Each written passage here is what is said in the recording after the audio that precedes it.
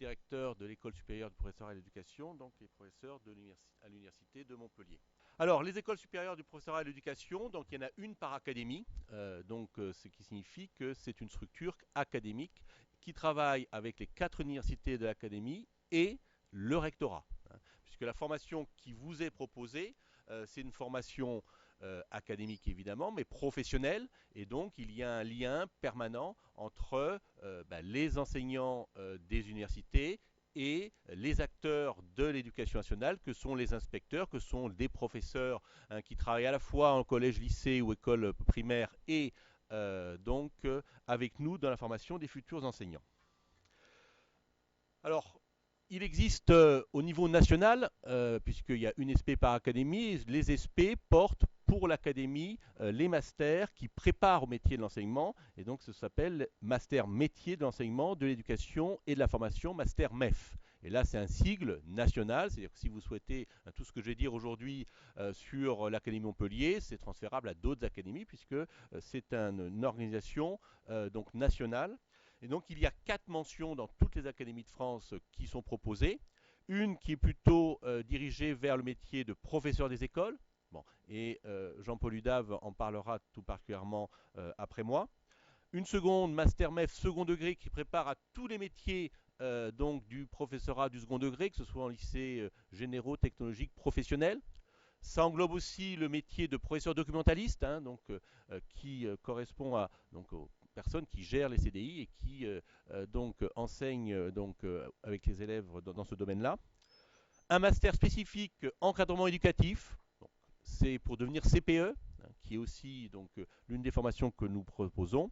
Et enfin, on a une 4e mention qui a priori ne vous concerne pas directement, puisque c'est plutôt une mention qui pratique ingénierie de la formation, qui est destinée aux enseignants qui sont déjà en exercice, puisque une fois qu'on est enseignant, il faut, comme tout dans tous les autres métiers, se former tout au long de la vie, et ce master en particulier permet d'avoir une spécialisation dans le domaine de l'ingénierie de la formation.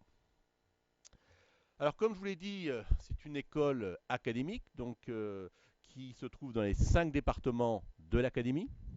Donc, il y a une préparation au professorat des écoles dans chaque chef-lieu de département, donc Mende, Nîmes, Montpellier, Carcassonne, Perpignan. Et pour le second degré, il y a des préparations à un grand nombre de CAPES, CAPET, ou CAPLP à Montpellier, et un certain nombre de parcours qui sont ouverts également à Perpignan. Et les enseignants qui participent à ces formations, ce sont des enseignants des universités, des professeurs d'université, des maîtres de conférences, des professeurs agrégés. De l'Université de Montpellier, la première composante, c'est la faculté d'éducation, et Jean-Paul Udave prendra la parole pour en parler spécifiquement après moi. La faculté des sciences, l'UFR STAPS, donc ça c'est les 3 UFR de l'Université de Montpellier qui sont partenaires de l'ESP. Bon, pour tout ce qui concerne les lettres, langues, arts et sciences humaines et sociales, il y a un UFR à l'Université Paul Valéry. Donc nous travaillons avec les collègues de Paul Valéry également. On travaille avec l'Université de Nîmes, en particulier dans le département Arts et Appliqués, puisque c'est le parcours qui est ouvert avec les collègues de Nîmes, et à Perpignan, avec l'UFR Langues et Sciences Humaines. Voilà, donc les partenaires, les acteurs, les enseignants, ce sont des enseignants de ces 4 universités et de ces différents UFR. Alors, vous pourrez avoir à l'accueil, à la sortie de cet exposé, un fascicule qui vous donne toutes les informations à la fois sur comment devenir enseignant, dans le cadre de la réforme qui a été mise en place maintenant il y a 2 ans, ce dont je vais parler ensuite. Et ensuite, il y a une fiche par discipline. J'en ai pris une au hasard.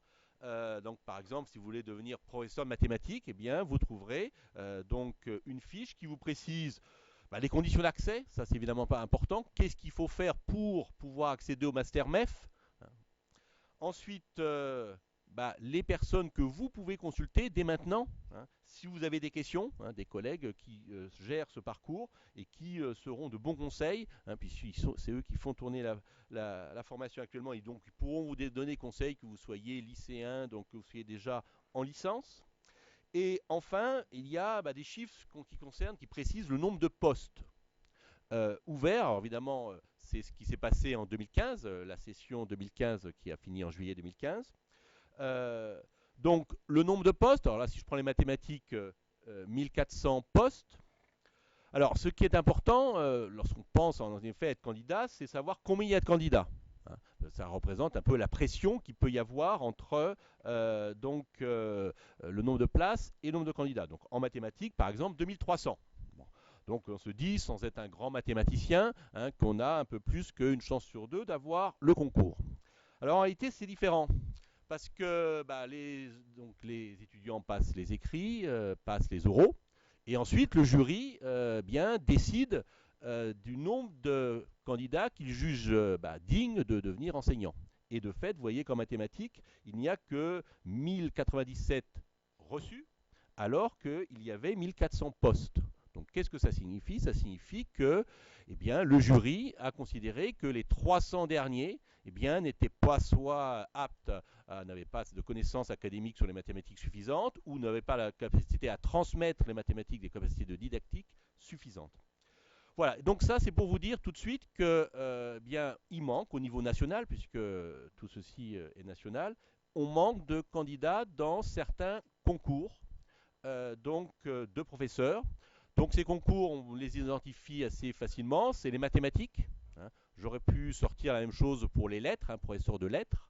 J'aurais pu sortir la même chose pour le professorat d'anglais, ou en effet, et en fin de sciences de l'ingénieur. Donc ce sont les 4 principales formations qui manquent de candidats et qui fait de telle sorte que le jury ne pourvoit pas tous les postes ouverts. Alors ça, je parle pour l'instant plutôt des postes du second degré. En premier degré, la logique est un peu différente puisque c'est un concours qui est académique. Hein. C'est-à-dire qu'on candidate dans une académie, Montpellier, Marseille, etc.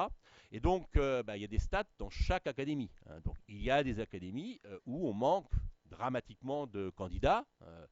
Les médias en ont même parlé, hein, ces académies de Versailles, de Créteil. Bon, donc au niveau national aussi, on manque de candidats aussi pour le professorat des écoles, mais là, il faut regarder académie par académie. Alors, donc combien y a-t-il d'étudiants actuellement en Master 1 et en Master 2 au niveau de l'académie dans SP, c'est-à-dire à peu près 3000. Donc, vous voyez, à peu près répartis entre le M1 et le M2. Alors, le nombre de postes a énormément augmenté depuis 4 ans. Plus de 100% dans le premier degré et plus que 55% dans le second degré. Alors c'est dû à deux faits, à deux paramètres. Une politique gouvernementale qui affiche que il y a nécessité de renforcer le nombre d'enseignants, mais aussi quelque chose qui est plus durable, c'est qu'il y a cette décennie de fort départ à la retraite d'enseignants, de telle sorte que quelle que soit la politique, il y aura encore dans les années qui viennent un nombre de recrutements important. Peut-être pas aussi important, mais important, ça c'est la démographie des enseignants qui l'impose. Comme je vous l'ai dit, on manque de postes. Hein, et donc les chiffres, c'est le pire, c'est les lettres classiques. Hein, il y a la moitié des postes qui ne sont pas pourvus. Et c'est à peu près 25% en anglais, en allemand, que je n'avais pas mentionné tout à l'heure, en maths, en sciences de l'ingénieur. Et un cinquième des postes en lettres modernes. Alors, puisque en Master 1, nous préparons au concours, il est aussi important que je vous fasse part des résultats que l'on a au concours. Alors, en moyenne, alors évidemment, on prépare au professorat des écoles à 26 parcours, donc 26 métiers de professeurs du second degré, donc c'est une moyenne. On a un taux de réussite de 40%. Bon. Il faut bien voir que pour un concours de la fonction publique, un taux de réussite de 40%, c'est très élevé, hein, puisque le concours, on peut le passer 2 fois. Hein. Donc vous voyez qu'évidemment, hein, si on cumule les deux, on a de bonnes chances d'avoir le concours. Voilà, donc excellent résultat, mais évidemment, excellent résultat parce que, ça certifie en effet la qualité de la formation qui est proposée par les enseignants de l'ESP, mais aussi de l'engagement fort de nos étudiants, hein, car préparer un concours, c'est quelque chose qui est évidemment très exigeant, qui fait que le Master 1 tout comme le Master 2, sont des filières qui demandent beaucoup d'engagement de la part des étudiants. Alors évidemment, hein, dans les parcours qui manquent de candidats, bah, on arrive à des taux de réussite de 80%. Hein. Donc c'est ce qui arrive en maths, en lettres, en sciences d'ingénieurs, donc où on a en effet bah, des taux de réussite très élevés. Là à nouveau parce que bah, on a des candidats qui ont le niveau et qui réussissent le concours. Donc la conclusion qu'on peut faire, donner à ces chiffres, c'est que devenir enseignant, c'est possible. Hein. Même les disciplines pour lesquelles la compétition est plus rude, l'histoire-géographie par exemple, la physique-chimie, où en effet le taux de réussite moyen est plutôt de 25%. Bon, nous, on arrive évidemment à plus, à peu près 35% de réussite. Bon, mais 35% de réussite, c'est quelque chose qui est tout à fait possible. Hein. Il y a eu des époques euh, où le taux de réussite c'était plutôt 10%. Hein, et quand je parle des époques, hein, il y a 10 ans ou il y a 30 ans, voilà. Voilà, voilà. Donc, ce que je pensais à nous, voilà, toi, puis moi, parce qu'on est passé une vague où en effet, c'était faible. Voilà. Donc c'est pour ça, quand je dis c'est possible, je fais référence en effet. Des fois, on dit devenir prof de STAPS, c'est très dur. En effet, il y a 10 ans, c'est très dur. Maintenant, c'est tout à fait possible et on a des taux de réussite qui sont donc tout à fait élevés. Voilà, donc ça c'est quelque chose d'important, c'est possible, mais il faut suivre la formation adaptée.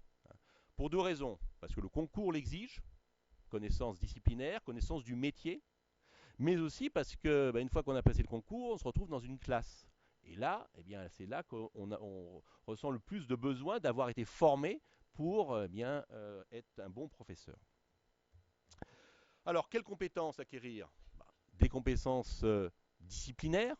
Alors, dans le professorat des écoles, bon, Jean-Paul Udave pourra en parler plus précisément, mais vous pouvez l'imaginer, c'est transversal. Un professeur des écoles, il enseigne tout.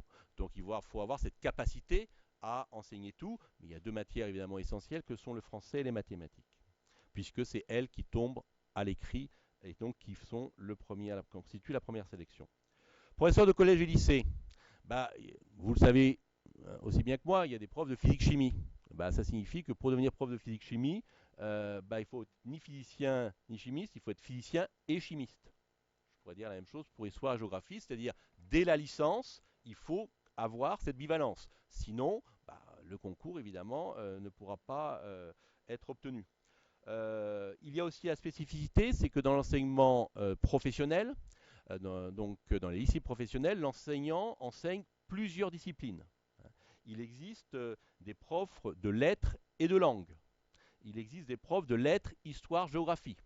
Donc ça, c'est bivalence, voire trivalence pour lettres, histoire, géographie. Et donc là, à nouveau, eh bien, pour réussir ces concours, il faut donc avoir cette capacité d'avoir ce spectre large. Voilà, donc bon, je vous vois noter ce qui est normal, hein, mais vous trouverez tout dans le petit fascicule, avec autant de précision. Quelle autre compétence? Bah, compétence de didactique et pédagogie. Donc, et c'est pour ça que l'on vous proposera dès la licence, donc les universités de l'académie proposent dès la licence un stage. Donc généralement en L2 et en L3, un stage en école primaire ou dans le secondaire, où vous pourrez à la fois bah, voir ce que c'est que le métier de professeur du côté du professeur et non plus du côté de l'élève, mais aussi où l'on vous proposera donc une formation qui permettra d'observer et d'analyser le métier d'enseignant. Et ensuite, eh bien, donc en master, eh bien, vous aurez évidemment des compétences en didactique et en pédagogie. Hein. Comment savoir gérer une classe, comment savoir s'adapter au public particulier. Connaître le système éducatif, parce que lorsqu'on arrive prof dans un collège, bah, il faut savoir comment fonctionne un établissement, hein, quelles sont les valeurs sur lesquelles il repose, etc. Et donc le savoir-faire professionnel. Donc c'est ces compétences-là qui vous seront données. Et enfin, bon, bah, nous sommes au XXIe siècle, donc tout le monde, tout cadre doit avoir des compétences dans l'utilisation des outils numériques, surtout qu'on a des publics jeunes, donc il faut au moins savoir suivre l'évolution des technologies. Donc ça, c'est une compétence qui est exigée par l'État aussi. Et enfin, des compétences en langue étrangère, et ça, même si on est prof de latin-grec.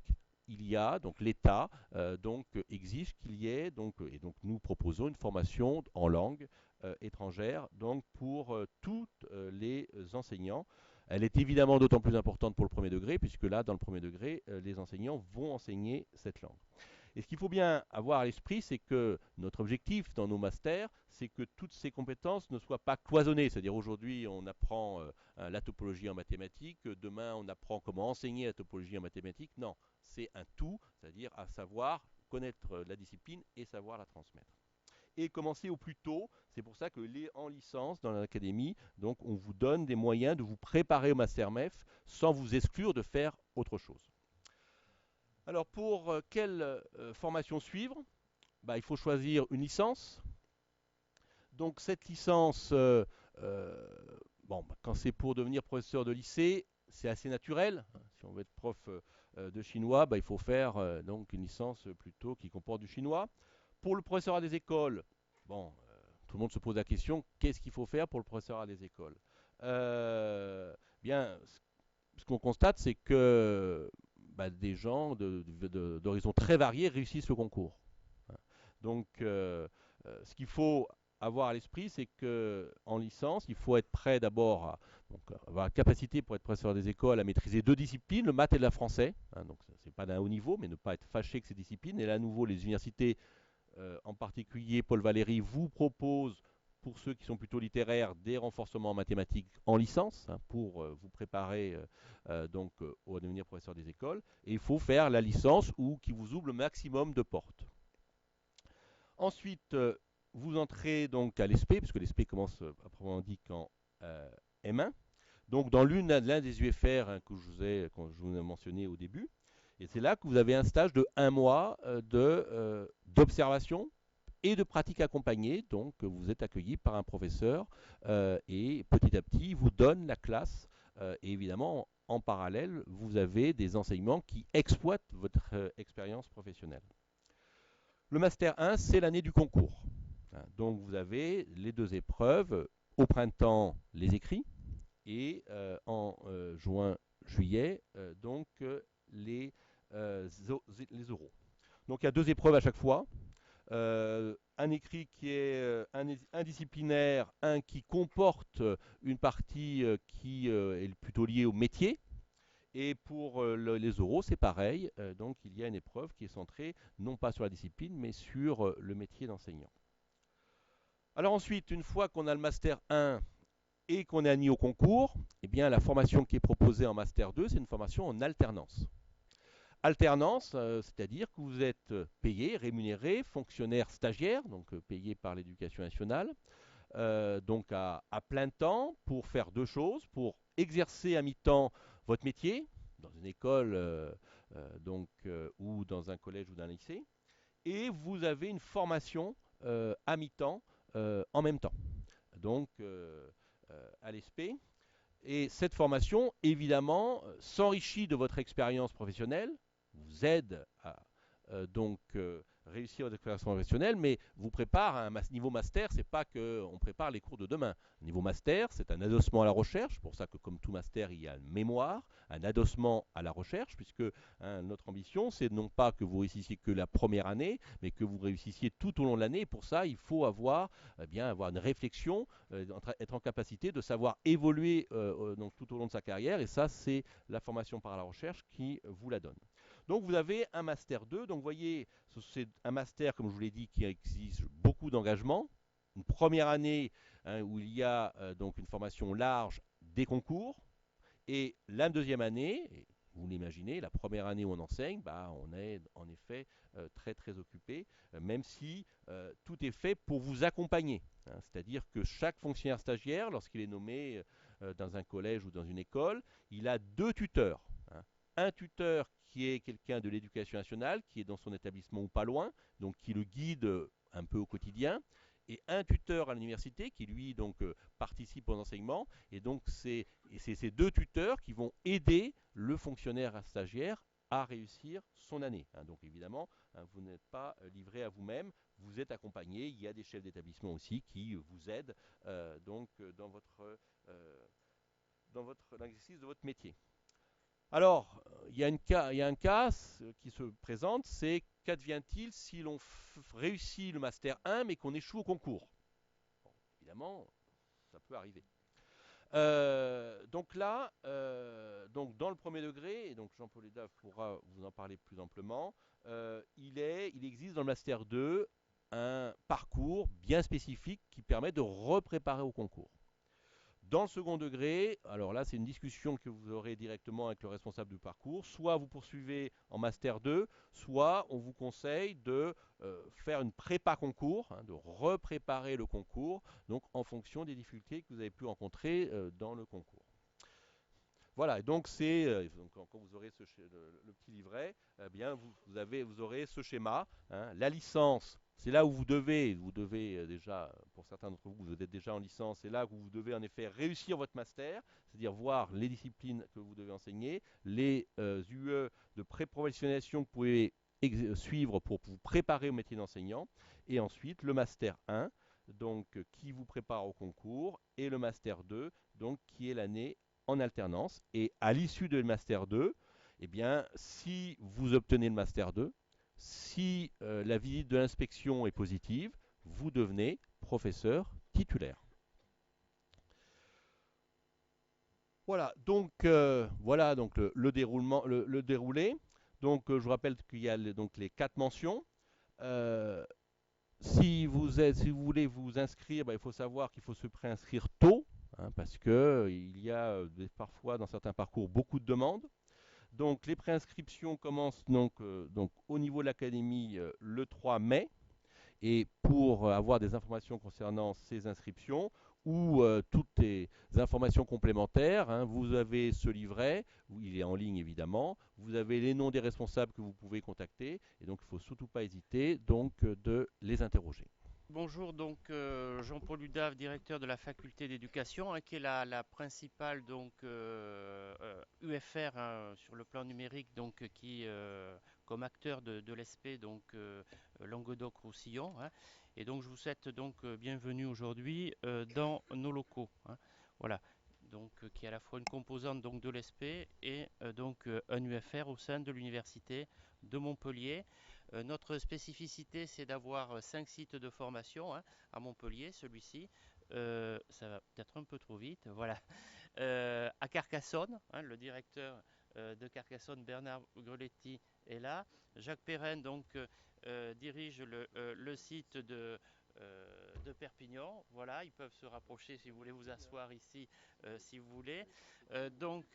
Madame Quesada, la directrice du site de Nîmes, n'est pas là parce qu'elle est souffrante et vraiment souffrante aujourd'hui, mais elle est représentée par des collègues. Donc il y a deux enseignants de Nîmes ici, hein, un en art plastique et l'autre donc en langue anglaise. Et puis donc il y a le site de Monde. Il n'y a pas de représentants du site de Monde dans la salle, mais ils ont un stand donc et ils sont nombreux dans le gymnase. Voilà, donc c'est euh, une structure, voilà, délocalisée, hein, et donc nous sommes installés dans les anciens locaux, hein, des écoles normales dans chaque département. Donc notre mission, elle est quadruple, hein. Donc on a une mission de formation initiale, hein, des profs du premier et du second degré et des CPE bien entendu. On a une mission de formation continue, de formation professionnelle des enseignants du premier et du second degré, hein, puisque la formation, ça ne s'arrête pas avec l'obtention du concours et du diplôme. Et puis, on a aussi, hein, une mission de formation de formateurs et de recherche, hein, puisque la recherche est importante pour faire évoluer les pratiques pédagogiques et pour comprendre comment les enfants et les adolescents réussissent dans le domaine des apprentissages. Notre spécificité aussi, hein, qui est vraiment une spécificité, parce que je pense qu'on est un des UFR qui est le plus remarquable de ce point de vue-là. On a à la fois donc des équipes d'enseignants qui sont composées d'enseignants-chercheurs, hein, donc qui partagent leur temps entre l'enseignement et la recherche dans le domaine de l'éducation, de l'enseignement et de la formation. Des enseignants issus du premier et du second degré, donc qui ont exercé, hein, déjà le métier auquel ils préparent et ils forment, et donc qui ont acquis une expérience professionnelle importante dans ce domaine-là, et qui sont devenus donc des formateurs, c'est-à-dire des spécialistes de la formation des enseignants. Et puis dans nos enseignements, on a aussi des professionnels, hein, qui sont des maîtres formateurs, c'est-à-dire des professeurs d'école qui ont passé une certification pour former des enseignants, des professeurs à temps partagé, hein, et qui maintenant vont aussi obtenir, puisqu'il y a une nouvelle certification qui s'appelle le CAFA, qui certifie la capacité à former des enseignants débutants, hein. Voyez, c'est ce mélange d'enseignants-chercheurs, d'enseignants du premier et du second degré, et de professionnels présents dans les formations qui permet vraiment de monter et de réaliser des formations professionnalisantes. La faculté d'éducation, c'est aussi une équipe de personnel administratif et de service qui est à votre service, hein, pour vous accueillir, vous informer, gérer votre scolarité et vous accompagner tout au long de votre formation, hein. Le fait que nous soyons éclatés, je dirais, en 5 sites, fait que nous avons des unités de taille humaine, hein, où la relation avec les enseignants, avec les personnels administratifs, est très différente de celle qui peut être vécue parfois dans l'université, hein. Donc nous nous efforçons de vous offrir donc des conditions d'études de qualité, parce qu'on sait que la réussite au concours, la réussite au master demande beaucoup de travail, un grand engagement, et donc tous les collègues ici présents sont là pour vous aider à réussir. Alors, je vais aller assez rapidement, hein, puisque donc Christophe l'a parlé, hein. La première année de M1 donc vise à renforcer les connaissances disciplinaires et pluridisciplinaires, tout en préparant au concours et en même temps en vous permettant de vous professionnaliser, hein. L'horizon de la formation, ce n'est pas seulement donc le concours, bien entendu, il est indispensable pour devenir enseignant, mais en même temps, vous savez que c'est un métier difficile, hein, qui demande des compétences étendues. Et donc, le but de notre formation, c'est d'équilibrer, hein, la préparation au concours et la professionnalisation.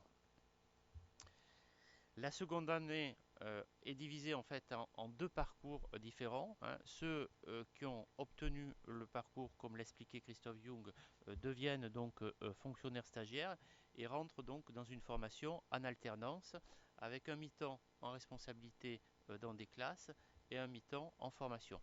Ils sont rémunérés à temps plein, hein, y compris pour se former, et quand on vient en formation, en quelque sorte, on vient au travail, hein, quand on est donc fonctionnaire stagiaire. La condition, elle est double, hein, pour devenir fonctionnaire stagiaire en M2, c'est donc d'avoir réussi au concours et d'avoir obtenu le M1. Si vous n'aviez pas obtenu le Master 1 et que vous aviez obtenu, ce qui est assez rare, hein, mais qui peut arriver, chaque année ça arrive un peu, il y en a quelques-uns, et que vous obtenez le concours sans le M1, vous bénéficiez d'une année, hein, sans avoir le statut de fonctionnaire stagiaire, pour obtenir le M1 et pour pouvoir entrer après dans le cursus normal. Donc, il y a aussi pour ceux qui, donc comme nous sommes sur des concours difficiles, hein, tout le monde ne l'obtient pas facilement, il y a ce diaporama est capricieux. Voilà. Il y a un parcours, hein, en M2 pour le premier degré, pour les CPE, en éco-gestion, dans les parcours où numériquement le nombre de personnes qui ont obtenu le M1 et pas le concours, hein. Il y a un M2 spécialisé pour eux, hein, donc qui ne se fait pas sous le régime de l'alternance, mais qui leur permet à la fois de repréparer le concours, et en général les taux de réussite sont plus importants, hein, qu'en M1, et en même temps de continuer à se former tout en obtenant un vrai master, hein, puisque on va y retrouver des enseignements nouveaux et notamment donc la réalisation d'un mémoire, hein, en lien donc avec le métier, hein, qui est le signe, hein, du master. Cette année-là, vous aurez aussi un stage de pratique accompagné, hein, qui vous permet donc de continuer à vous familiariser avec l'exercice du métier. Donc voilà, on va aller dans le bon sens. Voilà. Alors, pour être fonctionnaire stagiaire, il y a parfois quelques conditions supplémentaires. Décidément, pour le CRPE, hein, il faut avoir donc obtenu la formation premier secours de niveau PSC1, hein, au moment où on passe les oraux, et une attestation de natation de 50 mètres. Sinon, on peut avoir le concours, mais on ne sera pas nommé fonctionnaire stagiaire si on ne remplit pas ces conditions, hein. Ça existe aussi en STAPS, il y a d'autres concours où c'est nécessaire. Euh, pour tous les concours, il vous faudra soit en M1, soit en M2 obtenir euh, la moyenne dans une UE de langue vivante qui atteste d'un niveau B2, hein, et il faut que ce soit une UE non compensable. Donc le niveau en langue n'est pas évalué par exemple dans le premier degré au concours, mais est attesté par l'obtention donc dans le master d'une UE non compensable de niveau P2, hein. Donc la maîtrise d'une langue vivante est importante dans le premier comme dans le second degré, et particulièrement dans le premier degré, puisque parmi les disciplines que vous aurez enseignées, il y a aussi une langue. Et bien entendu, vous devez faire donc état, comme le disait Christophe tout à l'heure, de la maîtrise des TICE, hein, et donc ça passe par l'obtention du C2I2E ou du E numérique dans les masters. Donc les épreuves des concours, vous avez traditionnellement, hein, pour l'admissibilité deux écrits, hein, qui se déroulent en général en avril. Et puis en juin, 2 oraux, hein, ça c'est commun à tous les concours, c'est la règle commune. Pour le CRPE, deux épreuves, hein, une épreuve de français en 4 heures 40 points, et une épreuve de maths en 4 heures de 40 points. Donc vous voyez que le, le barrage, en quelque sorte, la sélection première, elle se fait sur ces deux disciplines fondamentales. Et donc la difficulté principale, hein, pour les candidats, c'est d'arriver à être, je dirais, aussi bon en français qu'en maths, parce qu'effectivement, en fonction de son parcours antérieur, on est plutôt littéraire, plutôt sciences humaines ou plutôt scientifique. Et donc, il faut, pour devenir prof des écoles, avoir la capacité, hein, à maîtriser correctement ces deux disciplines. Euh, pour ceux qui passent le concours particulier en langue régionale, il y a aussi une épreuve, hein, écrite en langue régionale. Ces épreuves de français et de maths, elles sont à la fois sur je veux dire, les contenus disciplinaires, et en même temps il y a une partie, hein, une épreuve un peu de didactique disciplinaire déjà. Donc même l'écrit est déjà un peu professionnalisant. Voilà. Les oraux dans le premier degré, donc 2 oraux, hein, un qu'on appelle la mise en situation professionnelle dans un domaine au choix du candidat, c'est-à-dire que vous choisissez parmi une liste de 7 disciplines, hein, sciences et technologies, histoire, géographie, histoire des arts, arts visuels, éducation musicale, éducation civique et morale. Donc vous choisissez une discipline, et toute l'année, donc vous allez préparer avec des enseignants, hein, dans votre groupe d'options, on parle d'options, un dossier que vous remettrez une quinzaine de jours avant l'épreuve au jury, hein, et que vous aurez à soutenir, et sur lequel vous serez interrogé, hein, en fonction de vos choix. Donc l'oral dure 1 heure, hein, et il est sur 60 points. L'oral 2, hein, en fait, est en deux sous-parties. Il y a une épreuve d'EPS et d'éducation à la santé à partir d'un dossier qui vous est remis par le jury. Vous avez un temps de préparation, et après vous passez devant le jury. 30 minutes de, de, où vous présentez votre analyse, et puis vous avez des questions, et donc avec 40 points. Et puis une seconde partie qu'on appelle analyse d'une situation professionnelle, qui fait appel à vos connaissances du système éducatif, de votre capacité à vous situer comme fonctionnaire et comme agent du service public dans la communauté éducative, donc qui nécessite, hein, des connaissances à la fois en pédagogie générale, mais aussi sur, je dirais, les devoirs du fonctionnaire, sur les valeurs de la République, sur le rôle de l'école dans la transmission des valeurs de la République, et par exemple sur les questions de laïcité, sur toutes ces questions-là, qui sont, vous le savez, actuellement extrêmement importantes et préoccupantes. Donc voilà comment se passe le concours. Donc vous voyez qu'au final, hein, vous allez être évalué sur une palette de disciplines, mais que euh, parmi toutes les disciplines qui sont enseignées, donc vous allez en choisir spécifiquement une, hein, plus le PS, plus on va dire un peu de pédagogie générale. et que c'est au master, aux enseignements de master, d'attester par l'obtention du master que vous avez donc une maîtrise de l'ensemble des autres disciplines. Donc dans le master, vous ne vous préparez pas qu'aux disciplines que vous avez choisies dans le cadre de l'option, hein. Toutes les disciplines sont préparées parce que quand il faudra enseigner toutes les disciplines. Donc, notre spécificité, hein, c'est d'être composé de 5 cinq sites. Donc, nous avons un système d'affectation et de répartition en M1 des étudiants sur les 5 sites.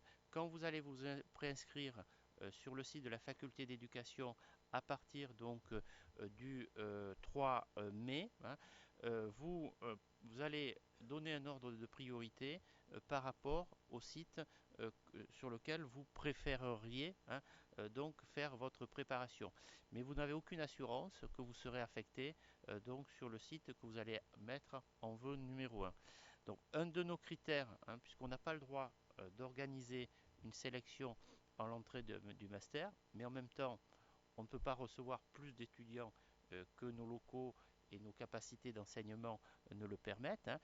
Donc c'est que, en fait, notamment pour Montpellier, puisque la demande est plus forte à Montpellier que dans d'autres sites, même si cette année tous les sites sont remplis et on fait le plein, et donc on a été obligé de refuser beaucoup d'étudiants, hein, au moins 200 étudiants n'ont pas pu être inscrits en M1 cette année. Ce qui compte, c'est de se préinscrire rapidement, parce qu'un des critères d'obtention du premier choix, hein, l'an dernier, je crois que n'ont eu Montpellier que ceux qui s'étaient préinscrits sur les 10 premiers jours, hein, des préinscriptions. Après, il ne restait plus de place, hein. Il y a une commission d'affectation qui se réunit euh, fin mai, hein, et qui répartit les étudiants en fonction de leurs vœux, hein, voilà. Mais globalement, hein, on arrive quand même à accueillir 1200 étudiants, hein, en M1 sur l'ensemble des sites. Donc il y a quand même un certain nombre de places, mais bon, il faut accepter l'idée, hein, on sera donc pas forcément sur le site qu'on a mis en vœu numéro 1 et notamment pas forcément à Montpellier. Ceci étant dit, tous les sites ont à peu près des taux de réussite équivalents. Ça peut changer en fonction des promotions d'une année sur l'autre, mais sur la durée, ça se vaut. Et en fait, chaque site a ses particularités, hein. Et par exemple, le site de Mende, qui est le plus petit, hein, qui offre une résidence universitaire avec une possibilité d'être logé, hein, et où finalement la proximité entre les enseignants et les étudiants est très importante, hein, parce qu'ils sont peu nombreux, fait qu'en général, à Mende, et que peut-être aussi parce qu'à Mende, il y a moins de possibilités de se distraire et que la vie étudiante est moins riche, finalement, ce sont des conditions idéales pour réussir le concours. Voilà, je sais ce que sont que les jeunes, mais c'est quand même un élément important. C'est vrai que l'année où on prépare un concours, il faut peut-être faire quelques sacrifices. Voilà. Donc pour devenir professeur des écoles de collège ou lycée, la faculté d'éducation forme intégralement et seule, hein, au métier du CAPET, hein, et du PLP, STI et SII, hein, l'enseignement de la technologie en collège et des STI en lycée professionnel et général. Au CAPET et au PLP, hein, d'éco-gestion, les enseignants les PLP, hein, qui est les professeurs de lycée professionnel, donc enseignent, comme le nom l'indique, en lycée professionnel. Et puis donc on forme aussi les PLP d'enseignement général, lettres histoire, lettres langues, hein. En fait, on fait lettres espagnoles et lettres anglais. Voilà. Pour le second degré, le site de formation est uniquement Montpellier et les concours sont nationaux. On forme aussi exclusivement, hein, les conseillers principaux d'éducation, hein, l'équipe qui anime ce master est présente. C'est un concours national avec qui reste très très sélectif et qui reste un des concours les plus sélectifs avec histoire géo, quelques concours comme ça. La sélectivité, elle est liée simplement au rapport entre le nombre de candidats et le nombre de postes. Et effectivement, il y a beaucoup de gens qui veulent devenir conseillers principaux d'éducation et donc du coup, le concours est difficile à obtenir. Mais à Montpellier, on est une des deux ou trois académies avec Paris, hein, à obtenir chaque année de très bons taux de réussite, même si en 2015 on n'a pas été très bon, hein, mais c'était une exception dans dans notre histoire de formation des CPE. Préinscription du 3 mai jusqu'à la mi-juin. Hein. Donc, vous avez un petit dossier à remplir, hein, en ligne pour pouvoir être retenu. Ensuite, vous recevrez courant juin une convocation, hein, pour vous inscrire ou une information vous disant que il n'y a plus de place pour vous retenir. Donc, et avec une inscription dans un site, hein, qui est, alors si on ne peut pas vous donner votre vœu numéro un, évidemment, on essaie dans la mesure du possible, de vous donner votre vœu numéro 2. Hein. On ne cherche pas à vous mettre à l'endroit vraiment où vous ne voulez pas aller. Donc on essaie de tenir compte de ça. Voilà. Alors pour les autres formations du second degré, il faut s'inscrire dans les universités partenaires au sein de l'ESP. Alors, moi, je voudrais quand même insister sur un fait que, bon, là, on a parlé des inscriptions, du concours, un petit peu, voilà. Mais en même temps, quand on veut devenir professeur, que ce soit professeur du premier ou du second degré, on a quand même un certain nombre de questions à se poser. C'est un métier difficile, c'est un métier essentiel pour le pays, hein, puisqu'il s'agit de former la jeunesse, de lui inculquer les valeurs de la République, de lui permettre de s'insérer professionnellement et socialement, d'acquérir les valeurs de la démocratie. Donc vous voyez, c'est un enjeu essentiel pour un pays.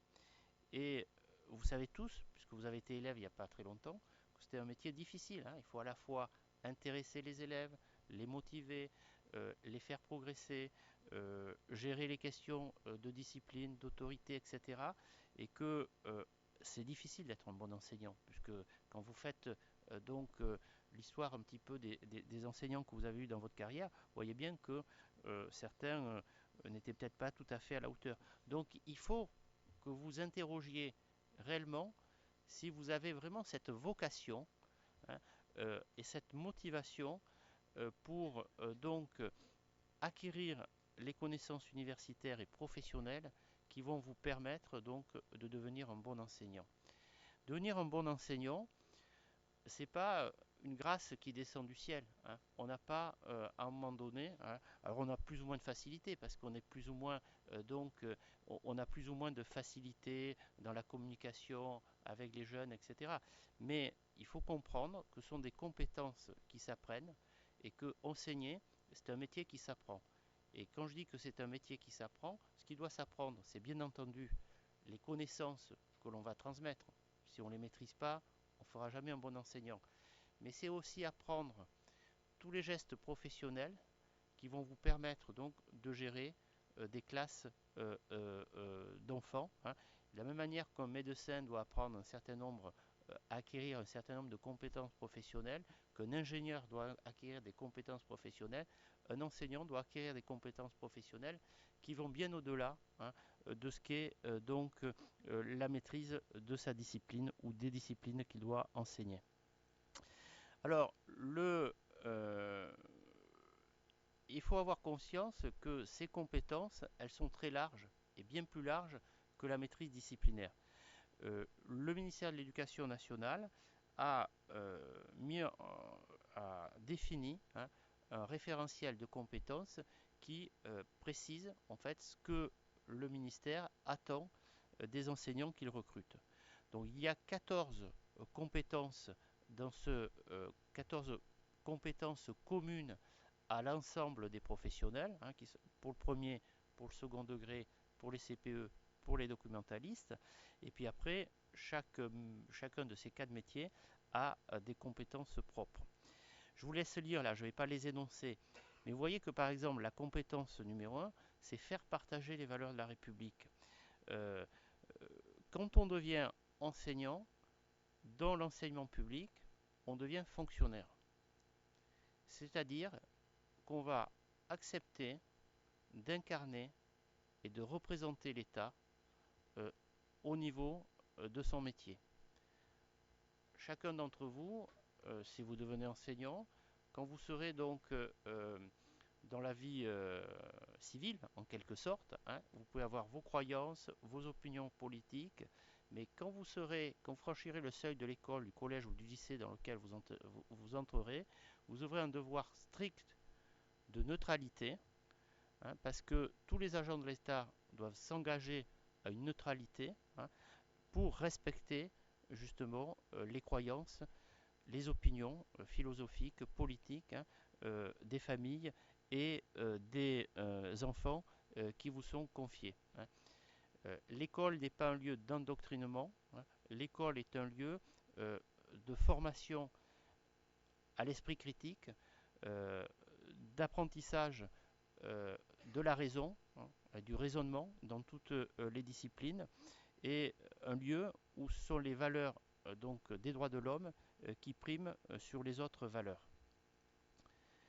Et donc ça, hein, il faut bien avoir en tête que ça fait partie du métier. Alors l'autre dimension, c'est que du métier, c'est que le métier vise également à former les élèves, quel que soit leur niveau, quelle que soit leur origine et quel que soit leur handicap, hein.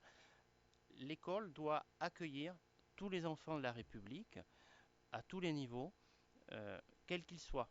Et donc parfois c'est difficile, hein. C'est difficile d'avoir un enfant qui peut être autiste dans sa classe.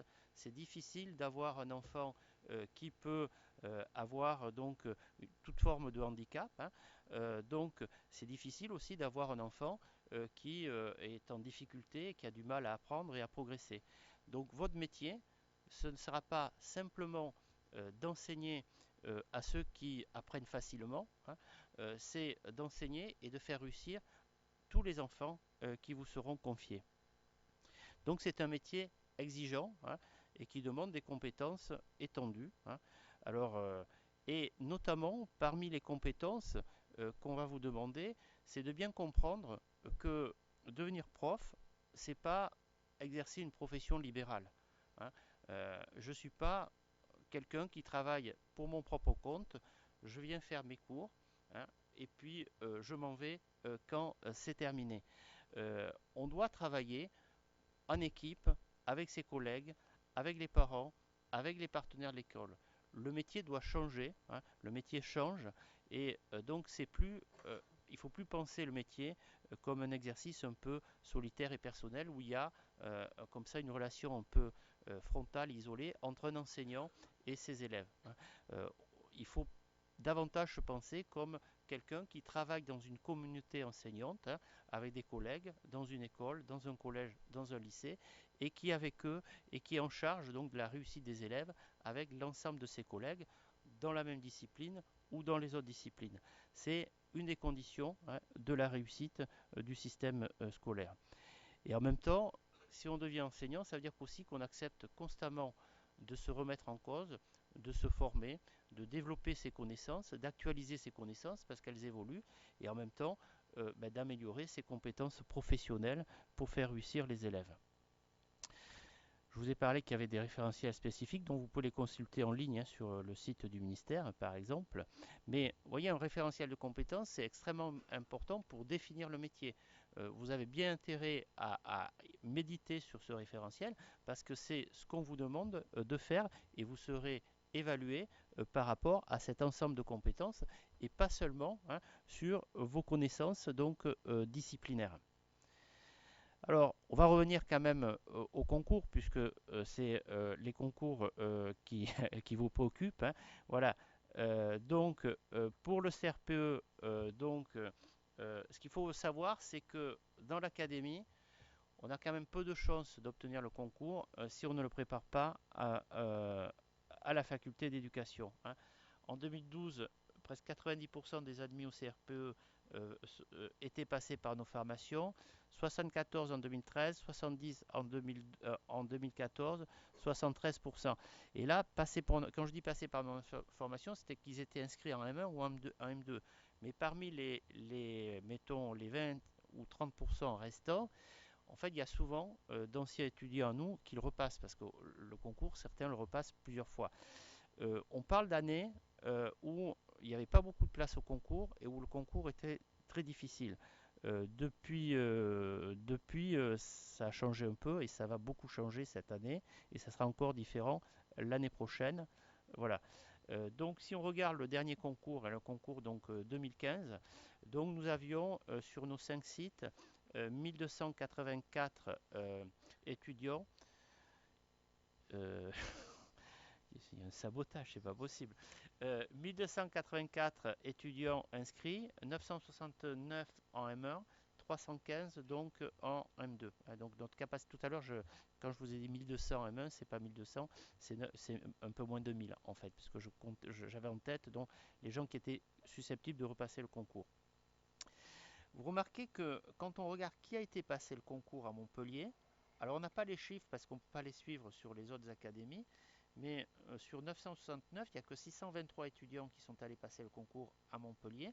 Ça veut dire qu'il y en a quelques-uns qui ne sont pas allés présenter le concours parce qu'ils s'estiment qu'ils n'étaient pas au niveau, ou parce qu'ils ont un autre projet, ou parce qu'ils ont décroché, voilà, ou parce qu'ils ont abandonné en cours d'année. Donc on pourrait dire qu'il y en a peut-être 10% de cet ordre-là. Et puis les autres sont en fait allés passer le concours dans d'autres académies, hein. Et quand on regarde les admissibles, donc on avait au total, hein, 716 admissibles, hein, le chiffre que je fais apparaître en orange, mais qui se découpe donc avec deux types d'admissibles, hein. Des admissibles donc qui sont admissibles au concours de Montpellier, hein, évidemment qui sont les plus nombreux, 267, 449 plutôt, et puis des admissibles donc dans les autres académies, 267. Donc vous voyez qu'il y a beaucoup de nos étudiants qui vont passer les concours dans les autres académies. On doit être un des rares UFR qui réalise donc cette réussite, hein, d'exporter en quelque sorte des professeurs d'école dans les autres académies. Et quand je dis les autres académies, c'est pas forcément Créteil ou Versailles, c'est souvent Toulouse, Aix, Grenoble, Clermont, Bordeaux, hein, voilà. On a des candidats qui réussissent partout. Et ça, c'est un élément important, hein, parce qu'à Montpellier, le concours était jusqu'à présent, ça va changer cette année, extrêmement sélectif. Et si on voulait vraiment devenir prof d'école, il y avait peut-être intérêt à aller le préparer ailleurs.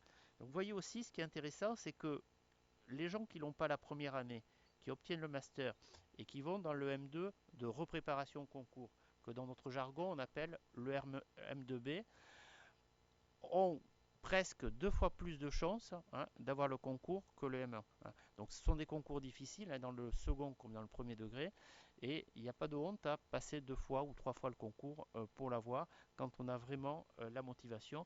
Il faut savoir que quand on le repasse la seconde année, si on est vraiment sérieux, statistiquement, on a beaucoup plus de chances de l'obtenir. Alors, vous voyez que l'an dernier, donc en 2015, on a eu 472, hein, étudiants qui ont obtenu le concours. Donc on avait 1284, hein, qui étaient susceptibles de le présenter.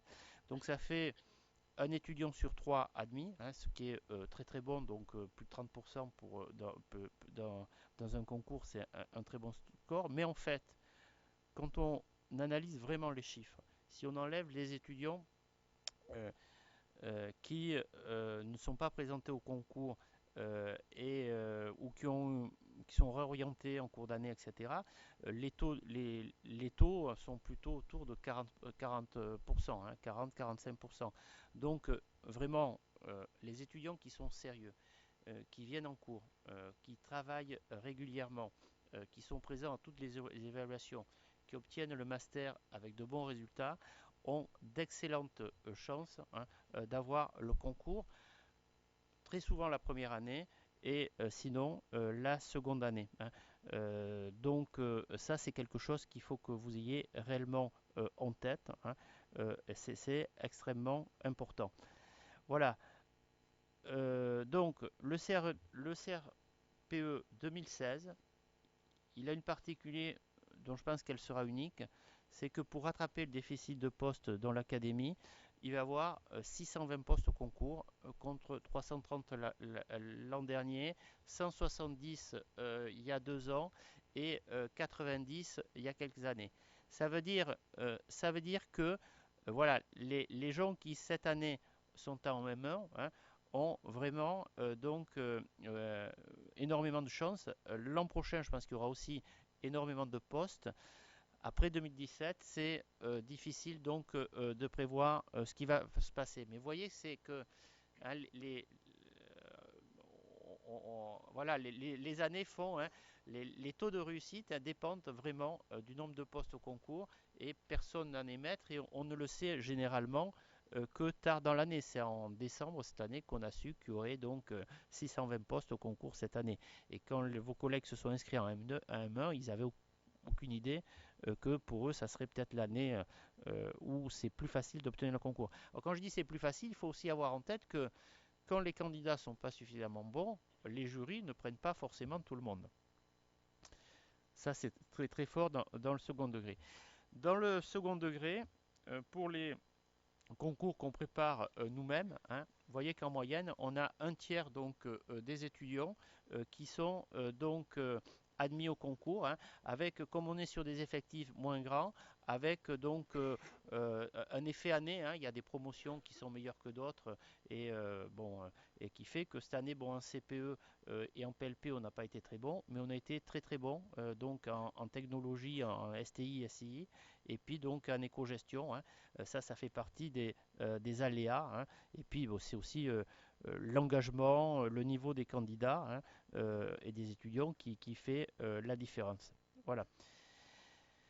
Je vous remercie. Vous avez le site, donc l'adresse du site de la faculté d'éducation, hein, sur laquelle vous pouvez consulter toutes ces informations.